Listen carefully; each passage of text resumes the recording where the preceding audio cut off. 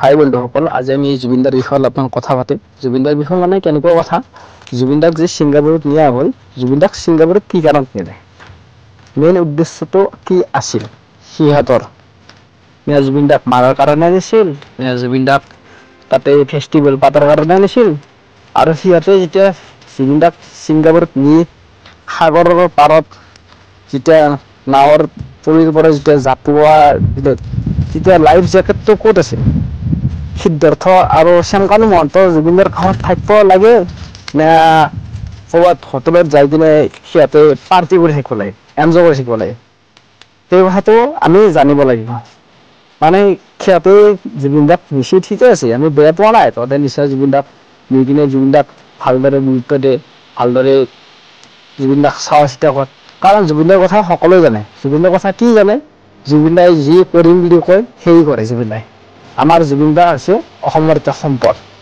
সেই সম্পদটো নোহোৱা হৈ যোৱাৰ লগে লগে আমাৰ যিখিনি নতুন প্ৰজন্মৰ ল'ৰা ছোৱালী আছে, প্ৰায় 55%, 90% পাগল হৈ গৈছে। এনেকুৱা হৈ গৈছে যে আমাৰ আৰু অসমততো আৰু এনেকুৱা কেতিয়াওতো আৰু জুবিনদাটো আহিব নোৱাৰে। কাৰণ জুবিনদাৰ দৰে গান গোৱা মানুহ, জুবিনদাৰ দৰে কথা কোৱা মানুহ কেতিয়াও হ'ব নোৱাৰে। কাৰণ সেনেকুৱা আৰু কেতিয়াও হ'বই নোৱাৰে। আমাৰ পাপন দাই কৈছিল, মই জুবিনৰ দৰে হ'ব নোৱাৰো। ঠিকেই কৈছিল, জুবিনৰ দৰে কোনো হ'ব নোৱাৰে। জুবিনৰ দৰে হ'ব লাগিলে বহুতখিনি গুণ লাগিব, বহুতখিনি। 100% গুণেদি নহ'ব, বহুতখিনি গুণ লাগিব। সেইখিনি গুণ কাৰো তাতে নাই। গতিকে শ্যামকানু মহন্ত আৰু সিদ্ধাৰ্থক জীয়াই থকাৰ কাৰণে কোনো অধিকাৰ নাই। কি কাৰণ অধিকাৰ নাই?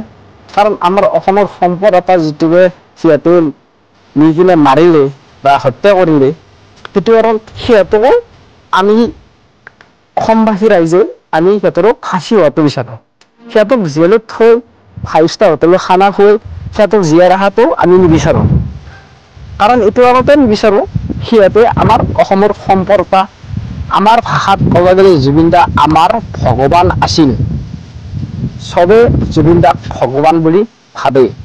গতিকে ময়ো ঠিক তেনেদৰে জুবিনদাক মোৰ নিজৰ ভগৱান বুলি ভাবোঁ। ঠিক সেনেকুৱা ভগৱান এটা নোহোৱা হৈ যোৱাৰ পাছত আমাৰ কেনেকুৱা লাগিব? আমাৰ জীয়াই থকা কোনো মূল্যই নাই, জীয়াই থকা কোনো হেৰি নাই। মানে হেৰি মানে কি, তো শান্তিয়ে নাই। সেনেকুৱা কথা। মামা তোমাক আমি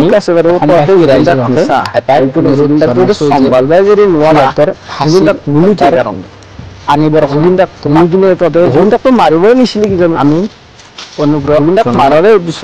জুবিনদাই যেতিয়া কিছুমান আমি শুনা পাইছো গাহৰি মাংস খাই কিনে নীলা কৰিছে, বুঢ়া আঙুলি নীলা কৰিছে। সেইটো কিয় কৰিব মন্ত্ৰীয়ে? অসমতো ফেষ্টিভেল পাতিব পাৰিলে হয়, অসমতো ফাংচন কৰিব পাৰিলে হয়। সিহঁতে অসমত জেগা নাছিল, অসমত যিহেতু ন্যায় পায়, মাতৃ সম্পত্তি নাছিল। মানে সিহঁতৰ এনেকুৱা কথা যে জুবিনক আমি তাকে নিম, তাকে নিদিলে সিহঁতৰ আগতে মানে এইটো টাৰ্গেট হৈ আছে।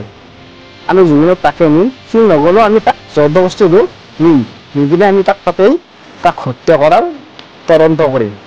ঠিক সেনেদৰে সিহঁতে জুবিনদাক নি কিনে তাতে হত্যা কৰিলে।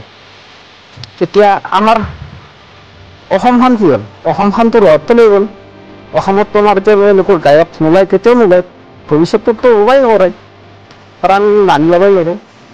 আৰু কেইদিনমান আগত শুনা পাইছোঁ 26ত বোলে জুবিন গাৰ্গৰ জন্ম পাব, কি হ'ব? এইবোৰ চব মিছা কথা। এইবোৰ কথা মই বিশ্বাসেই নকৰোঁ। কাৰণ কিয় বিশ্বাস নকৰোঁ? জুবিনদাৰ দৰে আৰু কেতিয়াও এনেকুৱা হ'ব নোৱাৰে। জুবিনদাৰ দৰে এনেকুৱা আহিবও নোৱাৰে আৰু হ'বও নোৱাৰে।